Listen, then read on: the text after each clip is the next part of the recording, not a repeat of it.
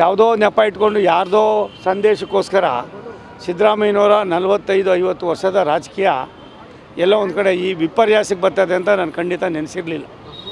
ಅದರ ಅವಶ್ಯಕತೆ ಇರಲಿಲ್ಲ ಅವ್ರಿಗೆ ಇನ್ನೇನು ಆಗಬೇಕಾಗಿರಲಿಲ್ಲ. 2 ಸಾರಿ ಮುಖ್ಯಮಂತ್ರಿ ಆದರು. ಏನು ಮ್ಯಾಕ್ಸಿಮಮ್ ಅಂದರೆ ಇನ್ನೊಂದು 6 ತಿಂಗಳು ಇರ್ಬೋದು. ಹೌದಾ ಸರ್? ಅಲ್ಲ, ನನಗಿರೋ ಮಾಹಿತಿ ಅಷ್ಟೊಂದು ಕಾನ್ಫಿಡೆನ್ಸ್ ನನಗಿರೋ ಮಾಹಿತಿ. ಹಾಗಾಗಿ ಸರ್ ಇನ್ನು 6 ತಿಂಗಳಲ್ಲಿ CM ಬದಲಾವಣೆ ಅಂತ ಹೇಳಿದ್ರಿ. ಹೌದಾ ಸರ್? ನಾನು CM ಬದಲಾವಣೆ ಅಂತ ಯಾವಾಗ ಹೇಳ್ದ? ಇನ್ನು 6 ತಿಂಗಳು ಇರ್ತಾರೆ ಅಂತಂದ್ರಲ್ಲ. ಅಲ್ಲಪ್ಪ, ಇನ್ನು 6 ತಿಂಗಳಲ್ಲಿ ಏನೆಲ್ಲ ಆಯ್ತದೆ ಅಂದೆ.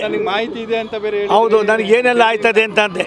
ನಾನು ಅಷ್ಟು ದಡ್ಡ ಅಲ್ಲ. ಆಮೇಲೆ ನೀವು ನನ್ನನ್ನು ಪೂರ್ತಿ ದಡ್ಡನ್ನು ಮಾಡಬೇಡ್ರಿ. ನಾನು ಹೇಳಿದ್ದು ನನಗೆ ಮಾಹಿತಿ ಇದೆ. ಇನ್ನು 6 ತಿಂಗಳೊಳಗಡೆ ಆ ಮಾಹಿತಿಯ ಮೇಲೆ ಭವಿಷ್ಯ ನುಡಿತಿದ್ದೀರಿ. ಭವಿಷ್ಯ ಅಲ್ಲಪ್ಪ, ನೋಡ್ರಿ, ನನಗೆ ಸಿದ್ದರಾಮಯ್ಯನವ್ರನ್ನ ತುಂಬ ಹತ್ರದಲ್ಲಿ ನೋಡಿದ್ದೀನಿ ರೀ. ನಾನು ಎಂದೂ ಕೂಡ ಅವ್ರನ್ನ ಬೇರೆ ರೂಪದಲ್ಲಿ ನಾನು ಟೀಕೆ ಟಿಪ್ಪಣಿ ಮಾಡೋದು ನನಗೆ ಗೊತ್ತಿಲ್ಲ ರೀ. ಇಂಥ ಸಿದ್ದರಾಮಯ್ಯನವರು ಯಾರಿಗೋಸ್ಕರ ನೀವು ಯಾರೋ ಒಬ್ಬರು ಕರೆಸಿ ನಿಮಗೆ ಏನೋ ಒಂದು ಹೇಳಿದ್ರು ಅಂತ ಅಂದ್ಬಿಟ್ಟು ನೀವು ವ್ಯವಸ್ಥೆನೇ ಬುಡಮೇಲು ಮಾಡ್ತಕ್ಕಂಥ ಈ ಕೃತ್ಯ, ಈ ಕೆಲಸ ಇದೆಯಲ್ಲ, ಇದು ಯಾರೂ ಮಾಡೋದಲ್ಲ. ದಯವಿಟ್ಟು ಬೇಡ, ಇಂಥವೆಲ್ಲ ಆಗಬಾರ್ದು ನಿಮ್ಮಿಂದ.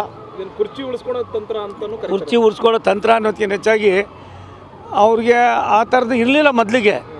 ಇವಾಗ ಇವೆಲ್ಲ ನೋಡಿದಾಗ ಅದೇ ಅಂತ ಕಾಣಿಸ್ತದೆ. ಡೆಲ್ಲಿ ನಾಯಕರು ಒಕ್ಕಡ ಅಂತ ಅವ್ರು ಡೆಲ್ಲಿ ನಾಯಕರು ಅಂದಿಲ್ಲ, ಅವ್ರ ಪಕ್ಷದ ವರಿಷ್ಠರಿಂದ ಅವ್ರಿಗೆಲ್ಲ ಒಂದು ಕಡೆ ಏನೋ ಆಗ್ತಾಯಿದೆ.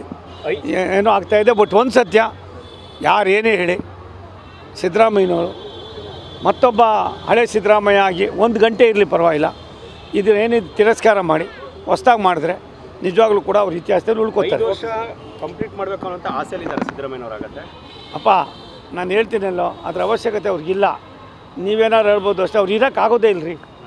ಯಾವುದೇ ಕಾರಣಕ್ಕೆ ಅವ್ರಿಗೆ ಪ್ಲ್ಯಾನೆಟಿಂದ ಆಯ್ತದೋ ಮತ್ತೊಂದಿಂದ ಆಯ್ತದೋ ಇಲ್ಲ ಅವ್ರ ಪಾರ್ಟಿಯವರಿಂದ ಆಯ್ತದೋ, ಸಿದ್ದರಾಮಯ್ಯನವರ ಜನಪ್ರಿಯತೆಯನ್ನು ಕುಗ್ಗಿಸೋದಕ್ಕೋಸ್ಕರವಾಗಿ ಕಾಂಗ್ರೆಸ್ನವ್ರು ಮಾಡ್ತಾಯಿರೋ ಷಡ್ಯಂತ್ರ ಇದು. ಅವ್ರು ಮಾಡ್ತಾಯಿರೋ ಷಡ್ಯಂತ್ರ.